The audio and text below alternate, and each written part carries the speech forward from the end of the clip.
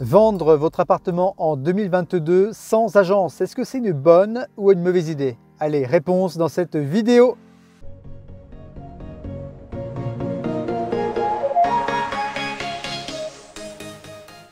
Bonjour à tous, j'espère que vous allez bien. Bienvenue dans cette nouvelle vidéo dans laquelle on va parler de vente immobilière en 2022. Avant ça, je vous invite à vous abonner à ma chaîne en cliquant sur le bouton en bas à droite de votre écran et aussi en cliquant sur la clochette de notification pour ne rien louper des prochaines vidéos immobilières. Je tourne cette vidéo, nous sommes au mois de mars 2022, bientôt le printemps, bientôt la nouvelle période de transactions qui va rentrer. C'est vrai qu'en France, on a surtout des transactions concentrées entre le mois de mars et le mois d'octobre. Donc c'est là où on a peut-être 70 à 80% des transactions qui se font durant cette période. Et je commence à voir pas mal d'annonces de particuliers qui mettent en vente seuls leurs biens immobiliers. Alors c'est bon, écoutez, c'est tout à fait logique, c'est de bonne guerre, j'ai envie de dire. Moi-même, j'ai essayé également de vendre mon bien seul, pour tout vous dire, il y a un an. Au bout de 5 jours, j'ai arrêté.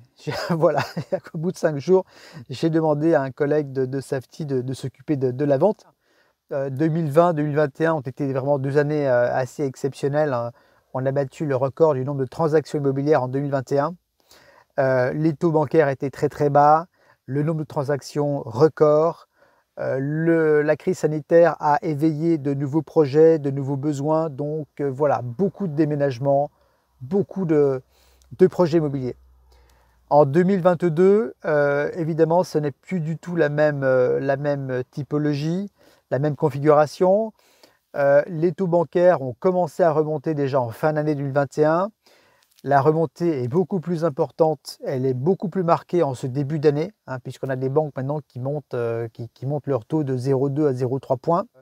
Apparemment, la remontée sera quand même contenue d'après certains courtiers. Pourquoi? Parce que les banques sont en concurrence entre elles et elles voudront quand même continuer à capter des clients. Et apparemment, elles ont aussi pas mal de liquidités pour prêter de l'argent, tout simplement. L'inflation est là, l'inflation sur les matières premières, sur le gaz, le pétrole évidemment on a vu, sur les produits de première nécessité. Donc l'inflation est là et apporte une tension, je suppose, sur les ménages et également sur les propriétaires vendeurs, sur les locataires. Bon voilà, c'est aussi à prendre en compte. La guerre est là, aux portes de l'Europe, et ça, alors on a évidemment, on ne sait pas ce qui va se passer dans les prochaines semaines, prochains mois, mais forcément ça n'apporte pas du tout des bonnes ondes, et le souci par rapport à ça, c'est clairement le manque de visibilité. C'est qu'on a du mal à se projeter, on a du mal à savoir ce qui va se passer, si ce conflit va rester local ou si ça va prendre de l'ampleur. Donc forcément, je pense qu'on va rentrer sur un marché un petit peu attentiste. D'autant plus que, dernier paramètre, on a les élections présidentielles cette année. Il paraît que les années d'élection, on a une temporisation des projets immobiliers. On a, je pense, pas mal de projets qui vont se mettre en pause. Donc voilà un petit peu pour le contexte 2022, un contexte politique, géopolitique qui est quand même pas très favorable.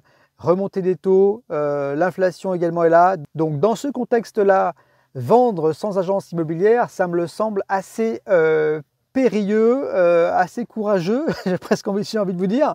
Voilà, je pense qu'il faut vraiment plus que jamais cette année vous appuyer sur des professionnels qui auront une force de frappe beaucoup plus importante qu'un particulier en diffusant les annonces vraiment sur tous les sites internet, donc avec une visibilité donc très très importante.